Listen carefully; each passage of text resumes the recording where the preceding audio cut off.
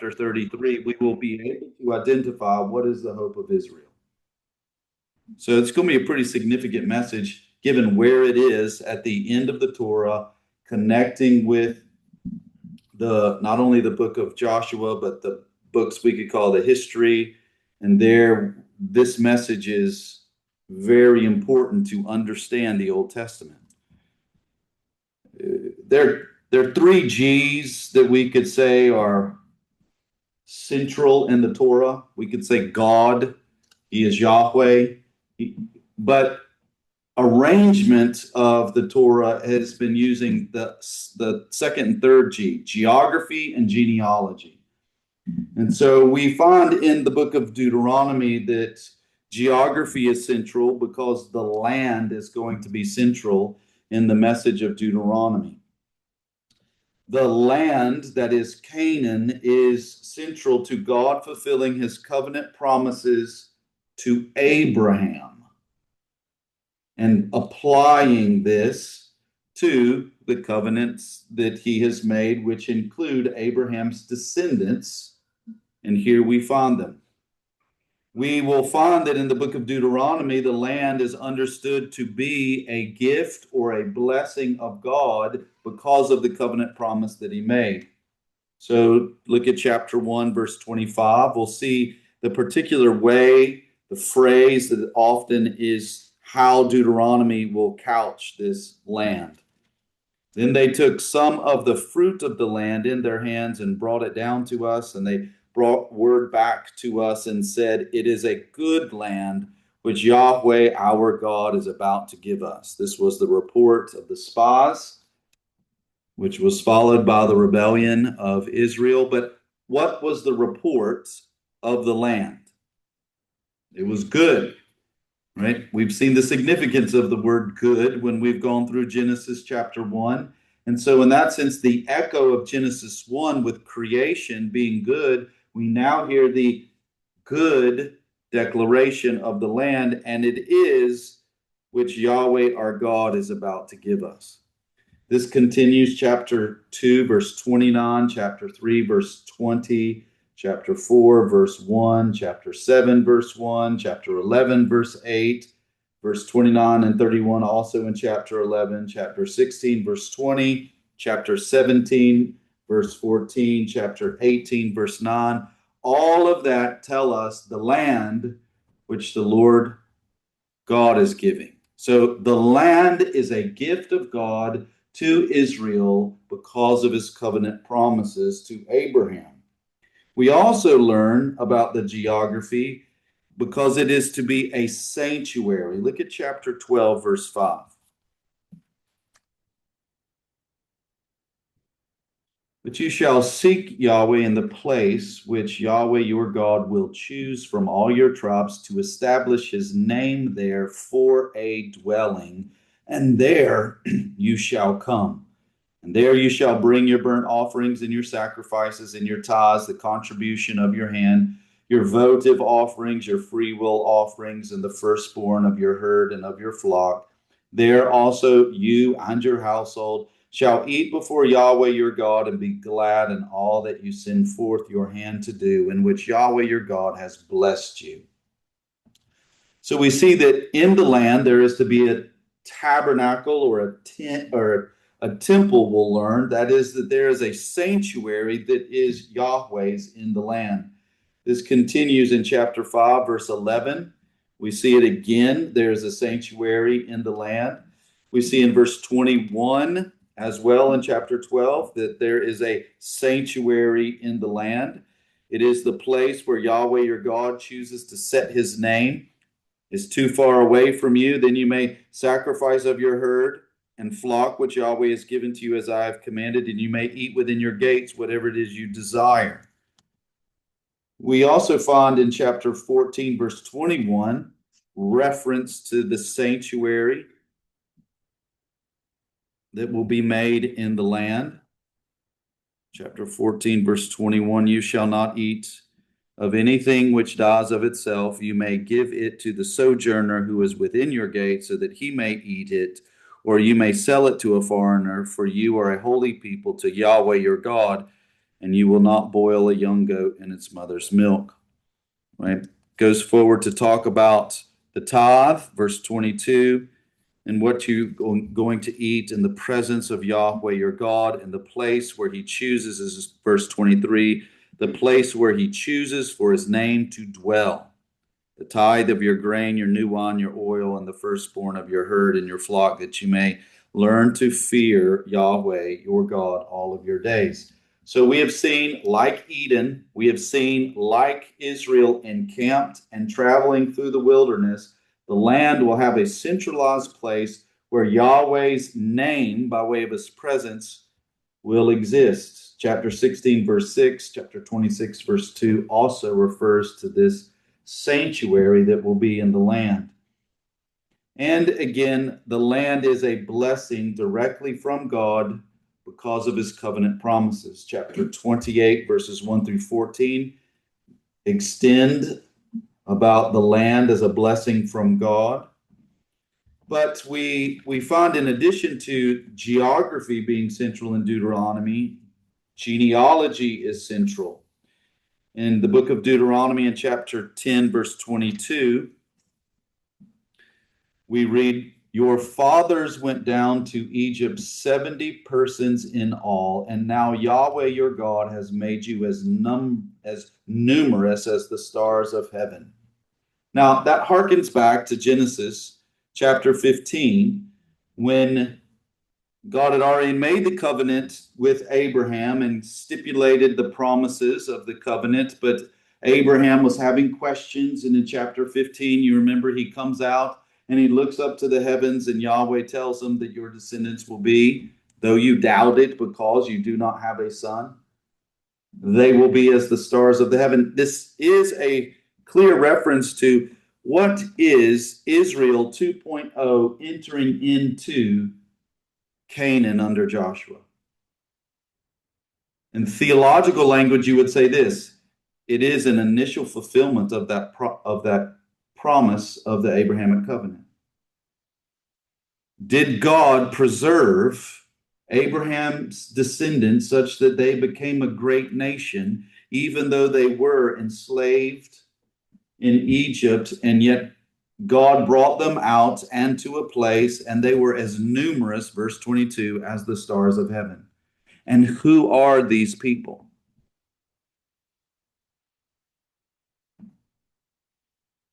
I'm really wanting the obvious answer. They are the ethnic descendants of Abraham. They are the Jewish people, right? So here we see genealogy is significant because the promise was to Abraham and to his descendants, and God is fulfilling the promise. The genealogy of who and how many are entering into Canaan is God fulfilling his promise through the very people he made the promise to. We are also able to see this in chapter 28, verse 62.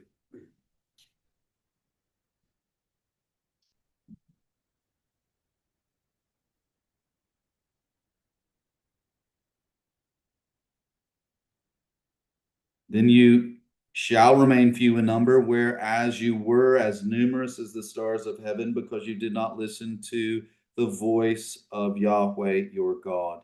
Now, this is going to get into what's happening in the future, and we'll see. It's going to be, though Israel 2.0 enters, we'll see what Moses says about Israel 2.0, and we will see that they are not going to be different than Israel 1.0, and so their numbers they will dwindle, but when they enter, they are as numerous as the stars of heaven. This is the fulfillment, an inauguration, if you will, or the beginning, or you could even say partial fulfillment of the Abrahamic covenant. Now, I know Christians in America today, we tend not to think of our faith and our God and our relationship with God in terms of covenants. But so far going through the Torah, what is the way in which Yahweh enters into relationship that is one of blessing? It's a covenant relationship. And here we find that God keeps the promises of the covenant. These are promises of the Abrahamic covenant. And we find them being fulfilled to the very people that he promised these things would happen. So this is genealogy being accented. We see also that Israel in Canaan is referred to as God's son among the nations. Chapter 8, verse 5. Thus you shall know in your heart that Yahweh your God was disciplining you just as a man disciplines his sons. I'm sorry, his son. So there in the singular, he is referring to Israel as like a son of Yahweh. This also is the way in chapter 4, verses 5 and 6, in chapter 28, verse 10. There is a reference to Israel as God's son among the nations.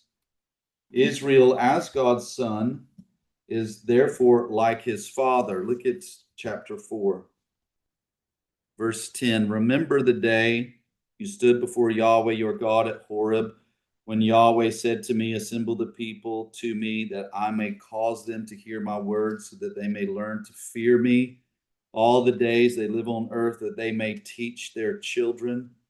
And you came near and stood at the foot of the mountain, and the mountains burned with fire to the very heart of the heavens, darkness, cloud, and dense gloom. He goes on to explain verse 12 and 13. Then Yahweh spoke to you from the midst of the fire. You heard the sound of words, but you saw no form, only a voice. So he declared to you his covenant, which he commanded to do, that is the 10 commandments, and he wrote them on 2 tablets of stone. So here, referring to the Mosaic covenant or the Sinaitic covenant, we see that Israel is like the children, and the commandments of the Mosaic were to make Israel like God. So again, this way in thinking, genealogy being emphasized in Deuteronomy includes the very nation of Israel to be like God's son, and therefore to be like God, who is their father. We also see genealogy accented in the kings and the prophets of Israel, reflecting God as their father. Israel's kings will honor Yahweh. Now, go to chapter 17, verses 14 through 20, because what is significant? Is there a king in Israel? No. No. All right. So, when again, we'll see this is prophetic. And I think clearly God had Moses, and therefore the Torah, the first 5 books of the Old Testament, to be a book of prophecy, not a book of history, or to say it's not primarily a book of history. It is a book of prophecy. And here we'll see what Israel's kings are to be like. They would, in that sense, be seen as the way you would expect a son to be like his father. But we also see that this is prophetic. Verse 14, when you enter the land which Yahweh your God gives you, and you possess it and live in it, and you say, I will set a king over me like the nations who are around me. You shall surely set a king over you, whom Yahweh your God chooses. One from among your brothers you shall set as king over yourselves. You may not put a foreigner over yourselves who is not your brother. Moreover, he shall not multiply horses for himself, nor shall he cause the people to return to Egypt to multiply horses. Yahweh has said to you, you shall never again return that way. And he shall not multiply wives for himself, or else his heart will turn away, nor shall he greatly increase silver and gold for himself. When he sits on the throne, and he goes on to say what is required. Now, what exactly happened? Well, no, we're not going to go time, but when we get into the what some people would call the books of history, or the writings, we're going to see that immediately when we look at Samuel and we see Samuel as the prophet coming onto the scene, and he then begins to anoint the kings, That's only after Israel cried out to God, we don't want you as our king. We want a king to be like the nations. So we learn, just like we learned in Genesis 15, that prophecy is a part of the Torah. We knew that Abraham's descendants were going to go into Egypt and be enslaved. And then they would cry out, and then God would hear them, and then God would deliver them. So too we hear now. We know that there will be a king in Israel. We know why there will be a king in Israel, because Israel will want to be like the nations. And we know what is the king to be like. In that sense, he is to reflect Yahweh. He's to fear and do that which pleases Yahweh. And so the book of Deuteronomy says that what is he to do? Negatively, you see what he's not to multiply for himself. And you know who especially did this? Solomon. Which will be very significant when we tie this in with the next significant covenant that will come, the Davidic covenant. When it comes to the prophets in chapter 18, verses 9 through 22, we see that the prophets of Israel, which I think that passage is actually messianic, and so it is pointing to Christ, the Messiah. But the prophets are to be like Israel, and the prophet is to be like Moses. I'm sorry, not like Israel. The prophets are to be like Moses. The prophet is to be like Moses. That is, that they are to know God's word and to speak it to God's people. Now, all of this is coming to those who are the descendants of Abraham. So this is genealogy. But as we turn to, in one sense, the message that Moses crafts as he's given this expounding message of a series of sermons to Israel, both the generation that will die in the wilderness and the generation that's going to go into the wilderness, the heart is the key.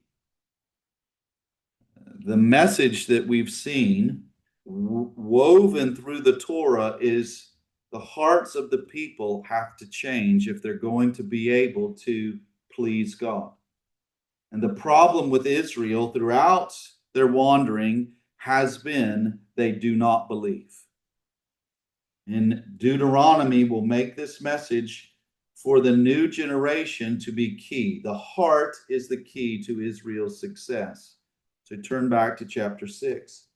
In order for Israel to have success, and success in Deuteronomy is clearly laid out as entering the land, ridding the land of all of its inhabitants, and there in the land enjoying the blessings that Yahweh has promised them in covenant. The key to that success, according to chapter 6, verses 4 and 5, is to love the Lord their God with their whole heart. Hear, O Israel, Yahweh is our God. Yahweh is one. You shall love Yahweh your God with all your heart and with all your soul and with all your might. These words which I am commanding you today shall be on your heart. You shall teach them diligently to your sons, and shall speak of them when you sit in your house and when you walk by the way, and when you lie down and when you rise up. You shall bond them as a sign on your hand, and they shall be as phylacteries between your eyes. You shall write them on the doorposts of your house and on your gates. Then it will be, when Yahweh your God brings you into the land which he swore to your fathers, to Abraham, to Isaac, and to Jacob, to give you great and good cities which you did not build, and houses full of good things which you did not fill, and hewn cisterns which you did not dig, vineyards and olive trees which you did not plant, and you will eat and be satisfied. Then beware lest you forget Yahweh who brought you from the land of Egypt, out of the house of slavery. So the key is Israel's heart. They are to love Yahweh with their whole heart. What are they to teach their children? To love Yahweh with their whole heart. Commandments then in Deuteronomy are the way in which you show Yahweh you love him. We then are able to see, in that sense, it goes in verse 13, Yahweh your God you shall fear, and him you shall serve, and by his name you shall swear. Indicating that there's, in Deuteronomy, the message of Moses addressing the hearts of Israel for their success in the land, there's not a contradiction between fearing God and loving God.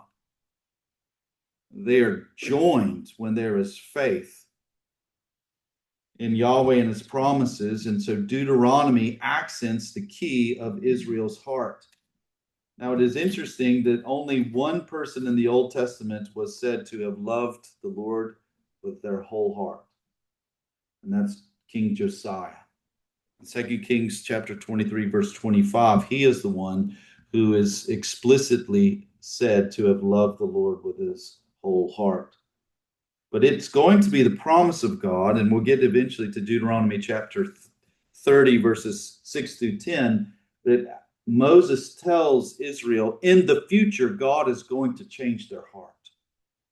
And that is how they're going to be able to love him. But Deuteronomy does reveal Moses's future outlook for Israel as Israel 2.0 enters into Canaan. And that is, Deuteronomy reveals, I think prophetically, what is going to happen to Israel. And that is, they are going to fail just like Israel has failed. In chapter 4, verses 25 through 28, we read, when you become the father of children and children's children, and remain long in the land, and act corruptly, and make a graven image in the form of anything, and do that which is evil in the sight of Yahweh your God, so as to provoke him to anger, I call heaven and earth to witness against you today, that you will surely perish quickly from the land where you are going over the Jordan to possess it. You shall not prolong your days on it, but will be utterly destroyed. And Yahweh will scatter you among the peoples, and you will remain few in number among the nations where Yahweh drives you.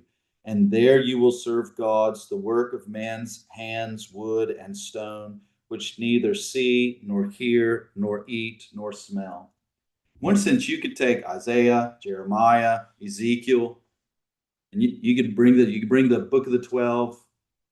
We just saw that in kernel form. Moses says that Israel is going to fail with the same sins that the first generation failed. That they will be idolatrous, and they will provoke God to anger, and God will exercise judgment. And just as they were in slavery in Egypt, God is going to make them exiles from the land, and they will be under other nations. It continues in chapter 31. We are able to see what Moses says about Israel's future, starting in verse 14. Then Yahweh said to Moses, behold, the time for you to die is near. Call Joshua and present yourselves at the tent of meeting, that I may commission him. So Moses and Joshua went and presented themselves at the tent of meeting, and Yahweh appeared in the tent in a pillar of a cloud, and the pillar of cloud, and the pillar of cloud stood at the doorway of the tent. And Yahweh said to Moses, behold, you are about to lie down with your fathers, and this people will arise and play the harlot with foreign gods of the land, into the midst of which they are going, and they will forsake me and break my covenant which I have cut with them. Then my anger will be kindled against them in that day, and I will forsake them and hide my face from them, and they will be consumed, and many evils and troubles will find them, so that they will say in that day, is it not because our God is not among us that these evils have found us? But I will surely hide my face in that day because of all the evil which they will do, for they will turn to other gods.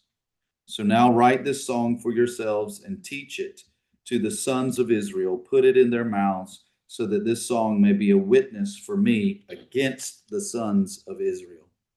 For when I bring them into the land flowing with milk and honey, which I swore to their fathers, and they have eaten and are satisfied and become fat, then they will turn to other gods and serve them and spurn me and break my covenant. Then it will be, when many evils and troubles have found them, that the song will answer them as a witness, for it shall not be forgotten from the mouths of their seed. For I know their intent, which they are developing today, before I have brought them into the land which I swore. So Moses wrote this song the same day and taught it to the sons of Israel. So that'll get into the song, which indeed will tell us the details of their sin. We're going to look at this in a little more detail next week, but here we are able to see, what does Moses say about the future of Israel? Not looking good. Yeah, they are going to commit the same sins that they have been committing. They are going to commit idolatry. When they receive God's blessings, they will turn from God and they will give themselves to other gods, and God in his righteous anger will bring about judgment, and they will be taken into exile by other nations. Right? Deuteronomy reveals that there is no change that's going to happen in Israel's heart. They will only continue to break the covenant they made with Yahweh at Sinai. No change happens from entering into the land. No change happens from having a new leader. No change is going to happen until that which Moses promises God will do. Turn to chapter 30. Until this is done.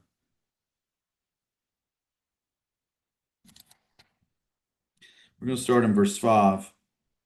And Yahweh your God will bring you into the land which your fathers possessed, and you shall possess it, and you shall possess it, and he will prosper you and multiply you more than your fathers.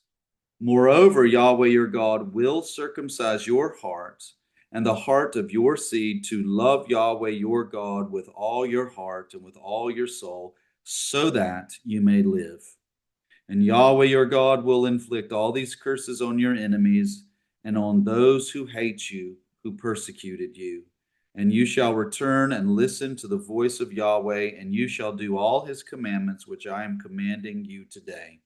Then Yahweh your God will prosper you abundantly in the work of your hand, in the offspring of your body, in the offspring of your cattle, in the produce of your ground, for Yahweh will return to rejoice over you for good, just as he rejoiced over your fathers, when you listen to the voice of Yahweh your God to keep his commandments and his statutes, which are written in this book of the law, when you return to Yahweh your God with all your heart and with all your soul. So when does Moses say this will happen? It's not a particular time. We can choose present or future. Future. Right? This is something Yahweh your God will do. In verse 6 says, when he will circumcise your heart and the seed in the heart of your seed. That's when they will love Yahweh your God with all your heart and with all your soul, so that you may live. So does the book of Deuteronomy, and therefore does the Torah, teach you must be born again? In order to live with Yahweh and to receive all of his promised blessings, there must be a heart change that Yahweh must do.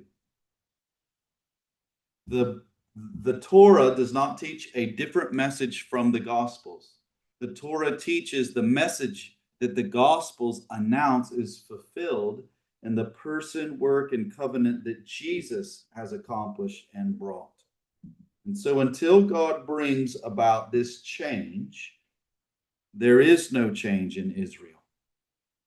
Deuteronomy, in addition to this prophetic outlook of Israel's future failure, which is the same as their past failure, Deuteronomy reveals the prophetic outlook of Israel's hope. We are going to be able to see that the hope of Israel is not their obedience. The hope of Israel is in God fulfilling his promises of a Messiah. I skipped over a little bit. Just in case you're wondering, God uses language like this when he refers to his people. He calls them stiff-necked, chapter 9, verses 6-13. He calls them rebels as well as in chapter 9, verse 7, chapter 31, verse 27. Makes very clear in chapter 10, verse 16, as well as what we read in chapter 30, verse 6, that they need new hearts. But the hope of Israel is the Messiah. Now, we're going to look at this in more detail from chapter 31 through the end of Deuteronomy, but we're able to see in chapter 21 that Israel's response is that they deserve God's curse, but the hope of Israel is going to be in the future, in the Messiah coming. Look at chapter 21 first, and we'll see what they deserve. Starting in verse 18, if any man has a stubborn and rebellious son who will not obey his father or his mother, and when they discipline him, he will not even listen to them, then his father and mother shall seize him and bring him out to the elders of his city at the gateway of his hometown. Then they shall say to the elders of this city, this son of ours is stubborn and rebellious. He will not listen to our voice. He is a glutton and a drunkard. Then all the men of his city shall stone him, and he will die. So you shall purge the evil from your midst, and all Israel will hear of it and fear. And if a man has committed a sin, the judgment of which is death, and he is put to death, you hang him on a tree. His corpse shall not hang all night on a tree, but you shall surely bury him on the same day, because cursed of God is he who is hanged, so that you do not make unclean your land which Yahweh your God gives you as an inheritance. Now, in those two places, we see something that has in its immediate application literal sons in the families, but also what happens when one is cursed. He's to be hung on a tree, therefore publicly identified as the man who was cursed by God. We also see that how are sons who do not listen to correction but remain rebellious and stubborn, what is to happen to them? They are to be stoned. Well, Israel is, in one sense, this very son in verses 18 through 21. That what they deserve is death, but we'll find out another son of God actually becomes the one who is cursed by God. But there we're able to see that what is true of Israel is that they deserve to be cursed. Israel deserves to be executed for their constant and continual rebellion towards God. Verse 20. The hope then of Israel is not their obedience to the law. The hope of Israel is God's fulfillment of his covenant promises to Abraham that will come about in the last days. This very phrase, the last days, is used in Deuteronomy chapter 4, verse 30. When you are in distress and all these things have come upon you, in the last days you will return to Yahweh your God and listen to his voice. For Yahweh your God is a compassionate God. He will not fail you, nor destroy you, nor forget the covenant with your fathers, which he swore to them. So there, in chapter 4, we've seen that they will disobey. God will bring judgment against them. And yet in the future, the last days, there is going to be fulfillment, and they will be returned by God to the land. And that will be when they listen to his voice. And God, because of his compassion and his faithfulness to the covenant, he will bring that about. But when is that, according to Deuteronomy? The last days. When we then jump over to chapter 30, we will also note that future orientation is also referencing this last days.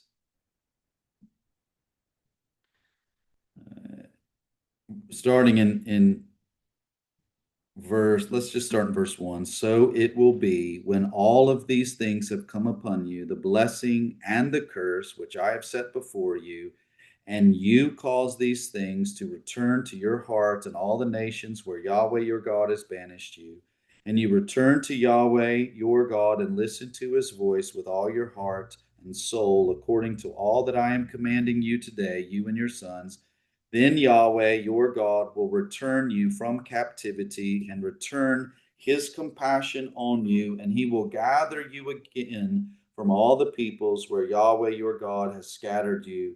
If those of you who are banished are at the ends of the sky, from there Yahweh your God will gather you, and from there he will take you back, and Yahweh your God will bring you back into the land which your fathers possessed, and you shall possess it, and he will prosper you and multiply you more than your fathers. All right, this is referring back to exactly what we read in chapter 4, verse 30, that the curse for their sin has been executed, and now the return from the nations is promised, and it is when they listen to his voice, verse 2, with all their heart and soul.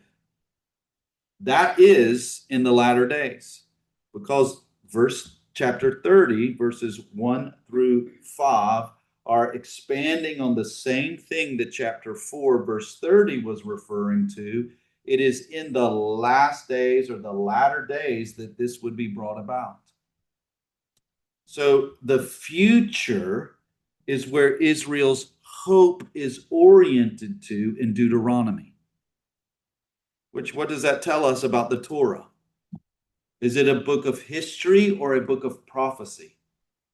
Prophecy. Yeah. Yes is the right answer. You're correct, Chris. Right? The history is pointing us to the hope of Israel, which is what God will do in the future. That makes it prophecy.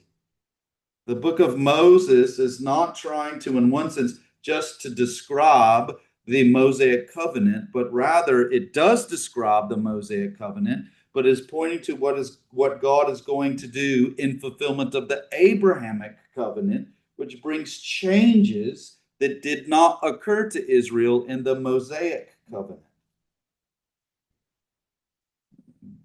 This also includes in Moses' song that the Messiah comes. Now it's really long, and we're going to get into it in more detail next week, but I'm going to point out a few things for us to see that the hope of Israel is the Messiah and Yahweh fulfilling his promises in the covenant he made with Abraham. First, we need to notice that Israel is given in chapter 33 a blessing. So, all of chapter 33, this poem, similar to what we saw in Genesis 49, all of Israel is blessed. Now, considering what we just read about what Israel deserved in chapter 21, this is a strange ending, isn't it? Considering that we've already been told that what they're going to do is the same sins that they have been doing, it's funny that there would be a blessing given by Moses to Israel. And yet that's exactly what comes. Moses' song is a blessing and not a curse to Israel, and that is because of the Messiah. In chapter 33, verse 7, we see, in regarding Judah, so he said, "Hear, O Yahweh, the voice of Judah, and bring him to his people. With his hands he contended for them, and may you be a help against his adversaries." There is indeed, again, from Judah, one who is going to contend and will be the help against his adversaries. A deliverer is coming from the tribe of Judah. As we look at verses 12 and 22, what will come when the Messiah comes is that there is going to be a life in the land of blessing. And this is God, verses 26 through 29, fulfilling the promise that he made to Abraham. We go back and we are able to see that this is all because of fulfillment of the covenant promises to Abraham. But I think there also is another place where we're able to see that it is hinging upon this future prophet. Verse 32 of chapter 32 tells us that that's not the right verse. Let me start in verse 28. For they are a nation where counsel perishes, and there is no discernment in them. Would that they were wise and that they had insight into this, that they would understand their future. How could one pursue 1,000 and two put 10,000 to flight unless their rock had sold them and Yahweh had handed them over? Indeed, their rock is not like our rock. Even our enemies themselves judge this. For their vine is from the vine of Sodom and from the fields of Gomorrah. Their grapes are of poison, their clusters bitter. Their wine is the venom of serpents and the deadly poison of cobras. Now, you can see where we're going to have to stop. Already, what do we know to think about when we hear of serpents and cobras? The enmity that is between Genesis 3, the seed of the woman and the seed of the serpent. And so here we see of these nations, they are in contrasted with the rock of Israel. Rock in the legacy standard is capitalized, for it is a reference to indeed God, but here of the Messiah. And then he goes and he continues of what Yahweh will do. And Yahweh is going to bring, in that sense, judgment to the nations and deliverance to his people through this rock. And here we are going to see that there is, at the very end, a promise that is going to be made about a prophet who is going to come. I'm going to get back into chapter 18 next week, but notice about what Moses in chapter 34. In verse 4, Yahweh then said to him, this is Moses, this is the land which I swore to Abraham, to Isaac, and to Jacob, saying, I will give it to your seed. I have let you see it with your eyes, but you shall not go over there. So Moses, the servant of Yahweh, died there in the land of Moab, according to the command of Yahweh. He buried him in the valley in the land of Moab, opposite Beth Peor, but no man knows his burial place to this day. Now Moses was 120 years old when he died. His eye was not dim, nor his vigor abated. So the sons of Israel wept for Moses in the plains of Moab 30 days. Then the days of weeping and mourning for Moses came to an end. Now Joshua the son of Nun was filled with the spirit of wisdom, for Moses laid his hands on him, and the sons of Israel listened to him and did as Yahweh commanded. Verse 10, and there has not yet arisen a prophet in Israel like Moses, whom Yahweh knew face to face in regard to all the signs and wonders which Yahweh sent him to do in the land of Egypt against Pharaoh, all his servants, and all his land, and in regard to all the mighty power, and in regard to all the great terror which Moses did in the sight of Israel. Now, the Hebrew here, and I think the Legacy Standard Version helps us to see it in English. This statement at the very end of Deuteronomy makes us understand something. Again, I believe this is prophecy, but others believe that a later editor, like maybe Ezra, came along and added this. I believe it's prophetic, but it tells us what did not arise after Moses. Yeah. The particular way that this Hebrew verb is, it's rendered after a narrative. John Seehammer says that this particular pattern of a change in Hebrew verb following a narrative is making it prophetic, indicating that there is to be a prophet like Moses who will arise. And notice, what is this prophet going to be? What makes him like Moses? He will know Yahweh how? Face to face. And what will attest to his uniqueness as this prophet like Moses? Signs and wonders that he will do. Like Moses in the land of Egypt, in regard to the mighty power and to the great terror that Moses did.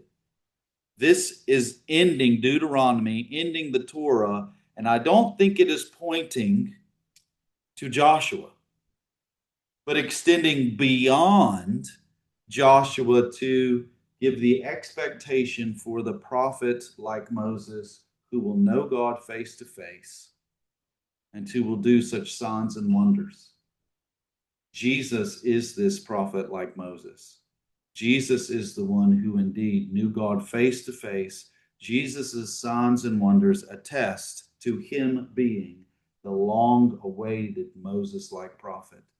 All right, next week, we're going to dig into the book of Deuteronomy's messianic prophecies so that we will be able to see with more clarity how Deuteronomy gives to us the hope of Israel is the Messiah in fulfillment to the Abrahamic promise. So as we come to the conclusion of the Torah, one of the things that I hope becomes more clear to you is the Torah, we could say, is the book of Moses about the Mosaic covenant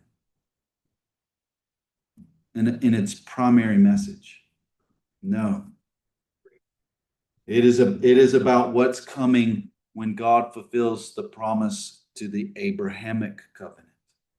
Now, clearly we see how the Mosaic covenant is in direct relationship to it, but the Torah is not primarily a history book. It is a book of prophecy about a new prophet that is coming, a new king who will arise, a new land that his people will be brought into, and a new relationship where Israel's heart will be changed and they will receive the blessings, all of them, that God has promised. Jesus is this promised one. The new covenant is this promised relationship. The new heart in that relationship is that blessing. And we just now are beginning to taste some of these blessings: the forgiveness of sin, the presence of the Spirit of God. We will, in the future, come to partake of them all. And Israel, too, in the future, in the fulfillment, will be brought to experience these promises that God has made very clear. So that's the end of Deuteronomy. We'll double back and dive into messianic prophecies. Questions? Okay, y'all are dismissed.